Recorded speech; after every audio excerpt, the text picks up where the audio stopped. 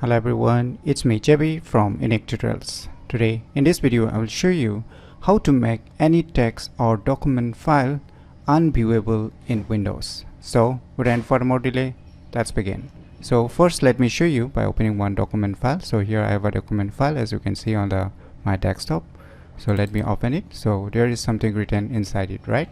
So how you can make it unviewable? That means if someone tries to sneak peek or open the respective file, still it will not display what is written inside it. So how you can do that? So just right click on the respective file or the documents, and you can see here below properties, just click on it. Now you can see here on the upside security, just click on it. Now under the security you will see three different options or group names, right?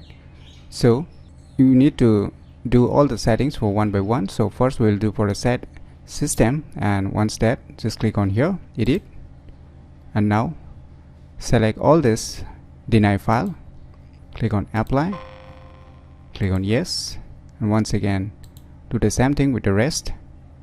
Click on all, select all the deny, click on apply, and again select the administrative also, select all, click on apply. Now click on OK.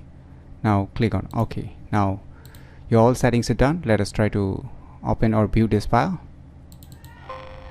So you can see here it's showing some messages. You don't have permission to open this file.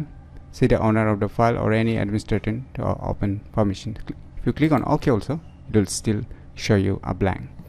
So this is how you can make any text or document file unviewable in Windows computer very easily. So if you find this video tutorial useful, click on the thumbs like button, and if you're new to our channel, click on the subscribe button, and lastly, thanks for watching.